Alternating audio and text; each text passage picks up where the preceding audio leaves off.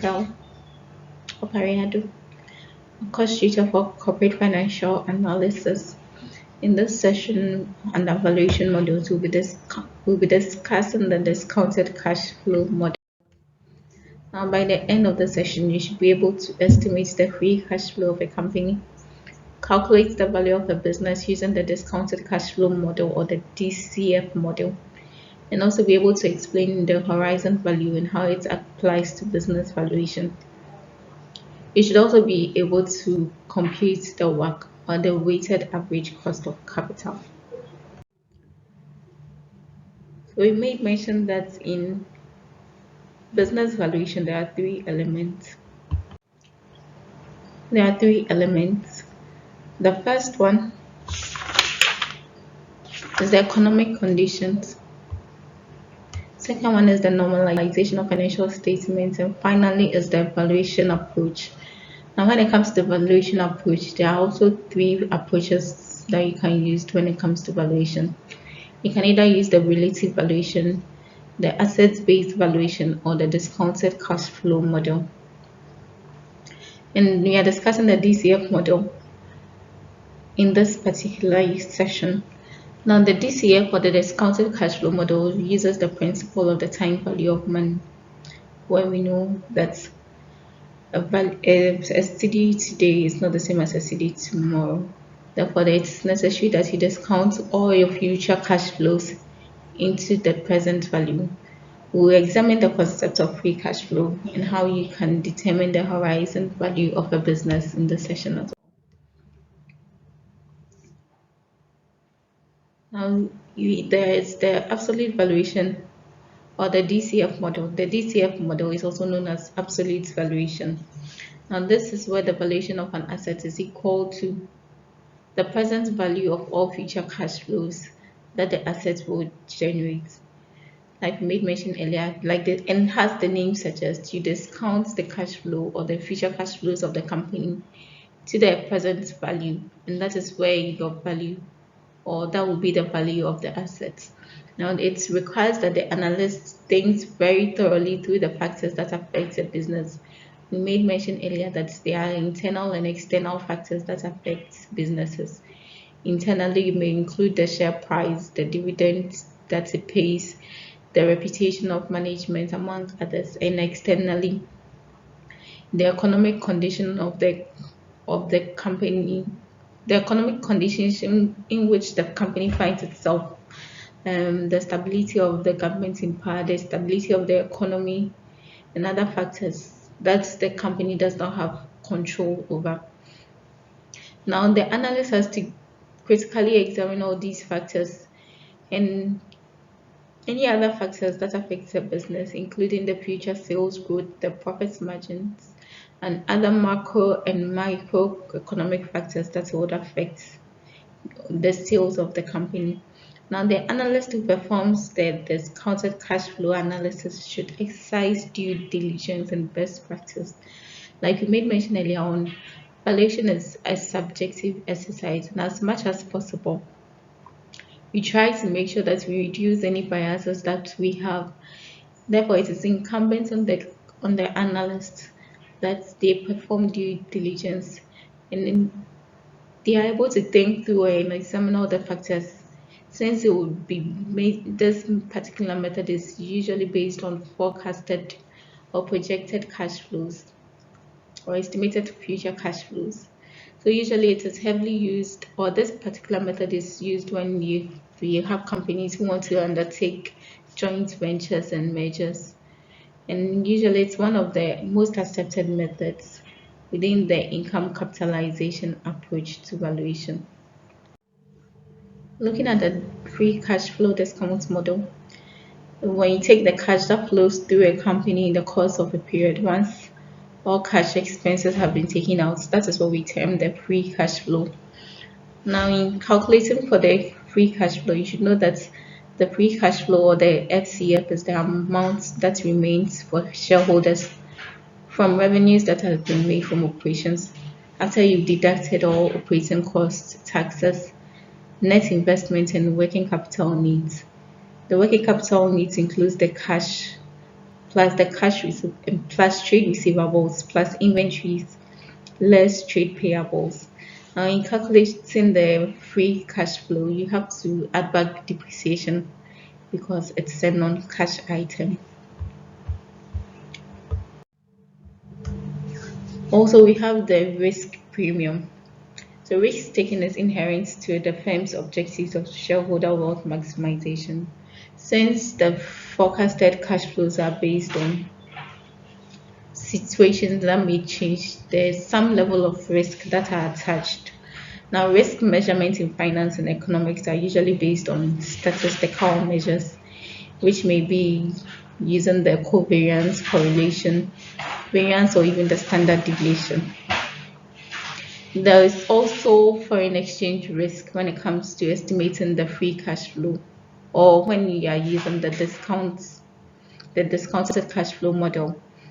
They may be in three forms: either the transaction exposure, the economic exposure, or the accounting exposure. And the transaction exposure has to do with the uncertainty with respect to a certain known transaction. So, in cases where you have a domestic currency and you've taken an open position with respect to a particular foreign currency, that transaction exposure exists because it is uncertain. However, the transaction that you're undertaking is very known, but you cannot tell the extent to which the domestic currency would change with respect to the foreign currency in certain future dates.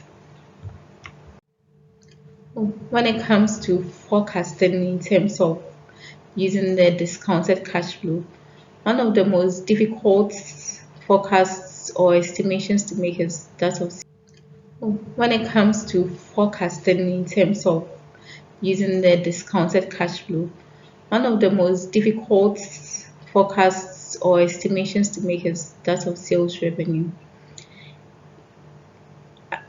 Ideally, the analyst is supposed to make estimations about future cash flows.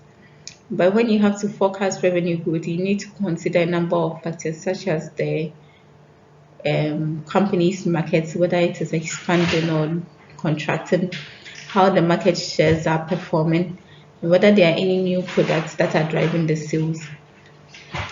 Forecasting is much easier when you have to break down your sales into manageable parts. So, especially in terms of units, or if you have a particular brand of products that you sell. So, sales forecasting will always contain elements of cash flows. But when you have to forecast revenue growth, you need to consider a number of factors such as the company's markets, whether it is expanding or contracting, how the market shares are performing, and whether there are any new products that are driving the sales.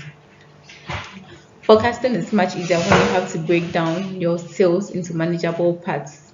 So, especially in terms of units, or if you have a particular brand of products that you sell. So, sales forecasting will always contain elements of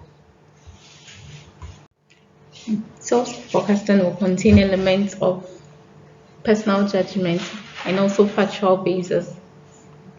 So you'd want to consider making an analysis or a sensitivity analysis to consider how your sales revenue would change when other set or other important variables that affect sales changes.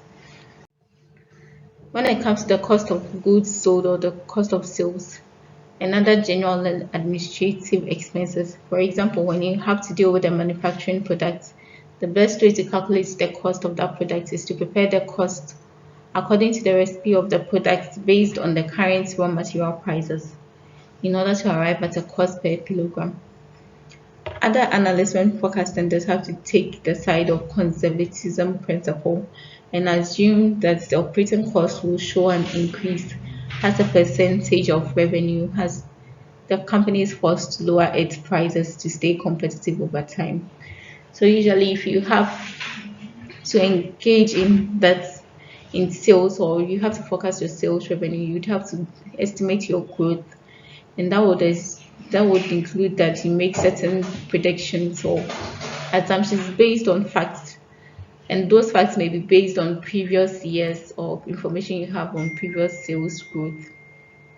or the history of the company's sales over time, and that will help you to make an informed decision as an analyst.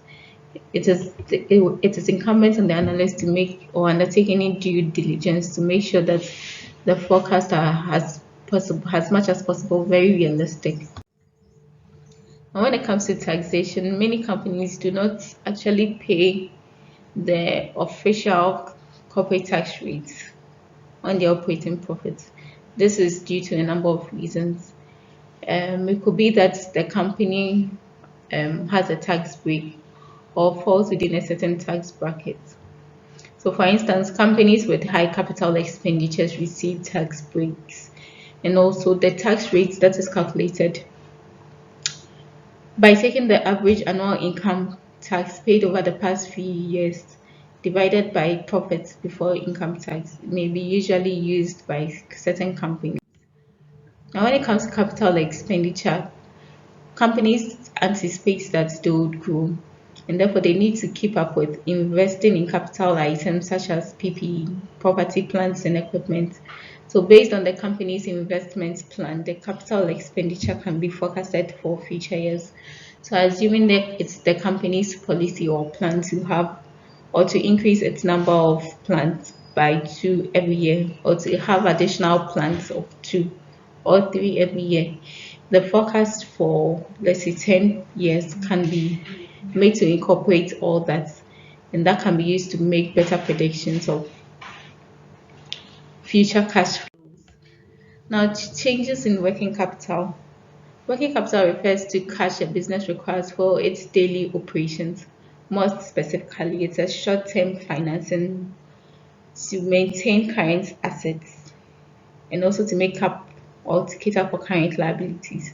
So any cash that the business uses for its day-to-day operations in relation to current assets and current liabilities is what we term as working capital. So it is calculated by subtracting the current liabilities from the current assets. In other words, current assets minus current liabilities will give you the working capital. So working capital increases as sales revenue grow, and a bigger investment of inventory and receivables will be needed in order to match that revenue growth. So usually for a typical company, you'd want to start, or when you have to consider your operations, you have to start with a forecast usually of your growth, your market growth, then your sales revenue growth. Then you can make investment decisions as to if you want to increase the number of capital investments. Then you can also make provisions for your working capital, which has to do with your current assets and your current liabilities. So after you forecasted the cash flow of a business for a period of time, you would want to consider the assumption of the going concern such that you assume that the business will continue into the foreseeable future. And there are several ways to estimate a terminal value of cash flow. And one well-known or popular method that is used to value the company as a perpetuity is the Gordon's growth model. And when you think of terminal, which medically, when we say somebody has a terminal illness, it means something that's chronic or is expected to last for a long time, and there's usually no cure or it's very difficult to treat. So, in other words, you're assuming that the company or the value of this company would be the value into the long term or into the foreseeable future. Now, in calculating the terminal value of a company, assuming that the company would exist forever, you have to know the final projected year cash flow, and you have to know the discount rate. And in these situations or in situations such as these ones, we use the weighted average cost of capital and also the long-term cash flow growth rate. So the assumption here is that cash flow will last for the projected cash flow, or the last projected cash flow will stabilize and continue at the same rate forever. So assuming you project cash flow for 7 years, that when calculating the terminal value, you take the final projected cash flow or the cash flow for the 7th year, you divide it by the weighted average cost of capital minus the growth rate, and that is shown or illustrated here. So the terminal value is equal to the free cash flow for, in this case, year 7, divided by the weighted average cost of capital minus the growth rate. So the WACC or the weighted average cost of capital is the discount rate that is used to convert future cash flows into the present value. The WACC follows the time value of money printable. So we know that a CD today is not worth the same as a CD tomorrow. In other words, if you have a series of cash flows that you have to discount into the present value, you know that the values will not be the same. Even if you have the same amount of cash flow for a number of years, when you have to convert them back into the present value, they would all not bear the same amount of money. So the weighted average cost of capital, we know the company's the company's capital structure is made up of usually debt and equity. So the sum of these two elements, that's the equity and the debt, is what is usually the denominator when calculating the WACC. You should also take note that the WACC includes the income tax rate when it comes to debt. So that proportion of